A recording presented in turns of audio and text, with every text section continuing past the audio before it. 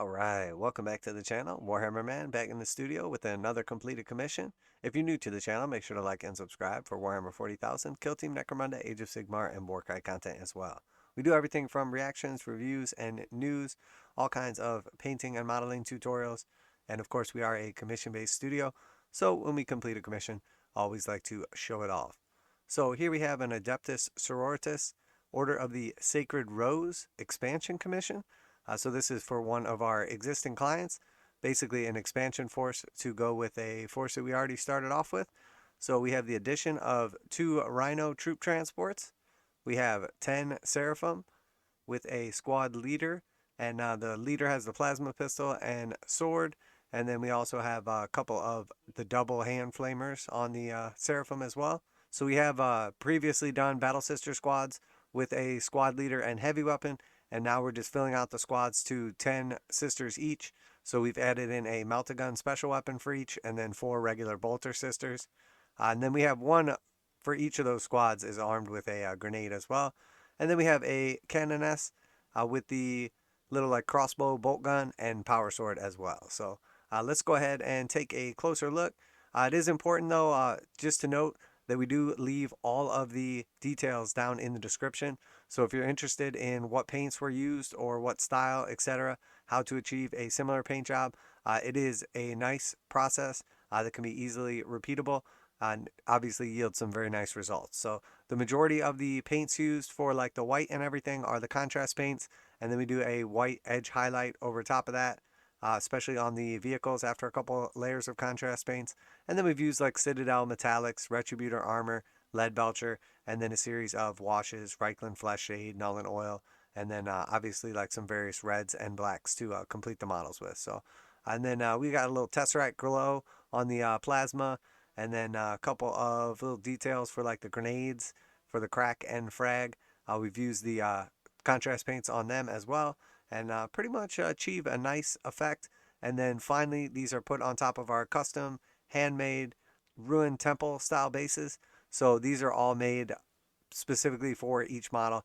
All right, so here we have one of our rhinos, and once again just went ahead and started off with a single layer, a white base coat primer, and then we start with a single layer of the apothecary white contrast paint, and then afterwards go through and put a second layer of it and try to focus it onto the areas where it's like a little bit splotchy, and then we'll kind of go through and fix any small like little bits that need it. And then after that we go ahead through and do a edge highlight around all of the edges on the tank, and for that one we just use like the regular Citadel white. In this case it was the corax white for the edge highlights.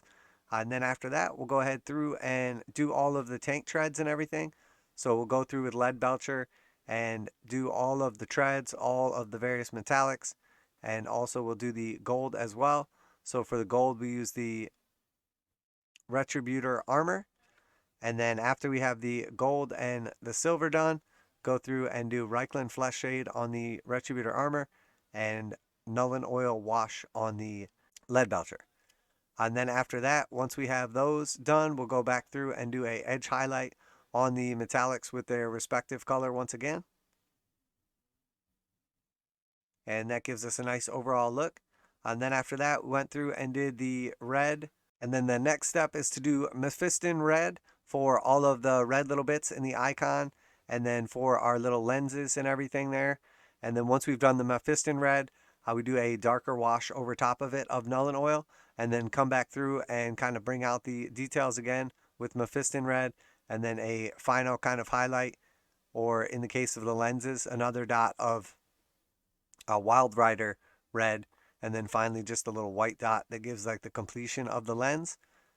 So after we have the red done, we'll go through and do the black on the casings. So for that, I like to use the black templar. Once that black templar is done over top of the various little bits there, we then just go back through, do any little touch-ups, go ahead and bring the whites back out, and then we do tesseract glow down in the rhino's little like windows there. And then also we do the ironed yellow for the headlights. Make sure to brighten those up, and then a tiny little dot of white in the middle.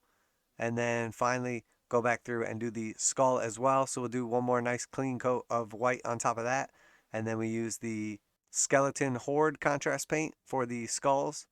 And that gives a really nice overall effect. So I'm very happy with these. Absolutely love how the Sisters of Battle vehicles come out with this white armor look. And the contrast paints are very, very nice.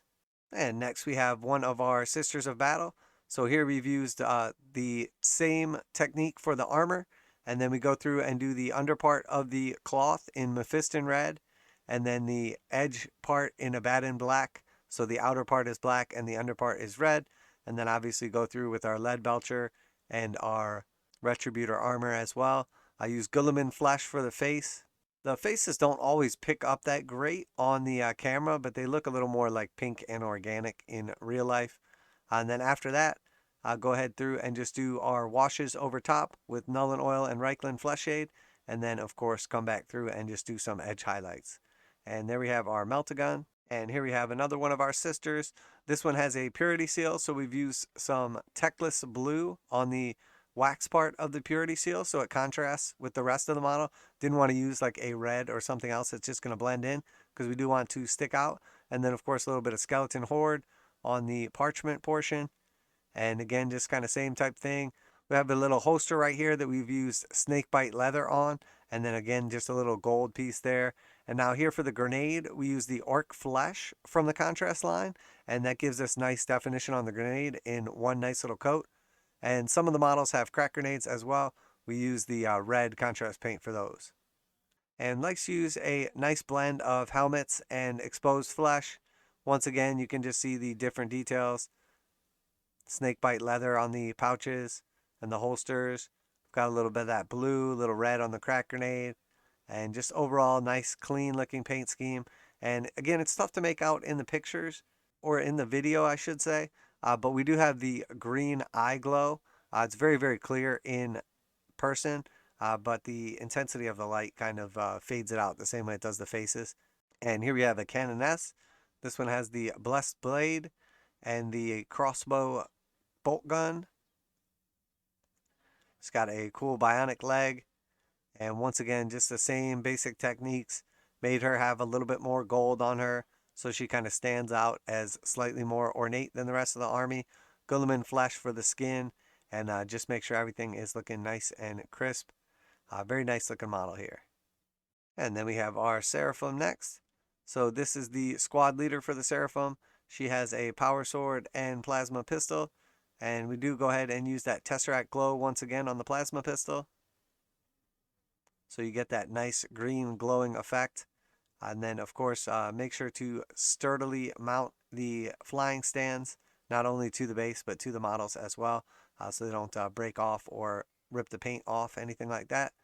And then, obviously, she's got like the little gold headband and Guilliman flesh for the skin. And we've got a couple of the sisters as well, armed with the flamers. This one has a bunch of little parchment, crack grenade, frag grenade. It's important to pick out as many of those cool details as you can, and make sure that they are, basically showing off the quality of the sculpts. You can see the little edge highlights over the washed metal to give that bright look on the edges.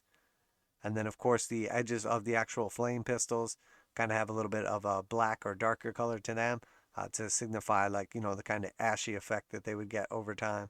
And here we have one more with the flame pistols. I give both the flamers the gas mask type face masks. I guess alternatively, probably in real life you'd want to have a helmet, but overall these look really cool, and the gas masks are clearly meant for the flamers, so I like to go ahead and do that route. I typically like to give the seraphim shorter hair or potentially helmets, just to be like a little more realistic, but some of the heads provided have like some pretty crazy looking hair, so we use those where applicable. Like to do a nice blend of all the different, helmeted and bare heads. Make sure to get different poses for all the different models. And then again, we have our nice, custom made bases. Lots of cool details down in there with skulls and broken rocks, all types of little cool bits from the actual scenery piece we use to make these. And if you haven't ever seen how we make these bases, there are a couple tutorial videos on them as well. And we'll just take a look at one more of our seraphim here. This one has the helmet and a couple of bolt pistols. Use the different size stands as well. A couple tall ones and some small ones as well. So they all sit at like different levels. so it gives a little bit more of an effect like they're flying, not all at the exact same height. Try to make sure that everything is nice and crisp and clean on these models. They have a nice eye glow, edge highlights, and then obviously pick out the details with a different like amount of silver and gold to make the different little bits stick out. This is a really cool faction and a very nice color scheme. And to tell you the truth, in the past, I wouldn't have wanted to paint white armor, especially not like lots and lots of it, because it's very difficult to achieve nice effects, especially without an airbrush. But if you use the Citadel contrast line, the white actually looks really nice and comes out very, very clean. It's a little bit difficult on the tanks, on the flat surfaces, but once you practice a little bit and do some multiple coats and edge highlights to clean it up, it looks very nice. So, but on the typical infantry like these, especially ones with tons and tons of detail, like the Sisters of Battle or Adeptus Custodes, it actually does really well with all the little details and makes it look really nice. So there we have it, another completed commission. This one is the expansion force for the Order of the Sacred Rose. Came out very nice, already showed it off to the client, and he is very happy with it. I'm sure his wife will enjoy it as they are playing Warhammer together. Definitely very cool to hear that people are getting involved with their spouses or significant others and getting them into the game. We hear a lot of people as well getting their kids into the game also. Very cool to be able to provide a service like this, and very fortunate to have so many of our regular clients coming back over and over again for commissions and making what we do possible. So that's it for today. Our Order of the Sacred Rose, Adepta Sororitas, Sisters of Battle expansion force, and we have our 5 Battle Sister squads expansion, 2 of those, the canoness, 2 rhinos, and then 10 seraphim with a couple sets of hand flamers and a Sister Superior with plasma pistol and power sword. If you enjoyed today's video and reactions, reviews, news, all kinds of painting and modeling tutorials, if you're curious about how to make these type of bases or how to achieve this armor effect, there are tutorial videos. Make sure that you check those out, and you too can achieve these types of effects.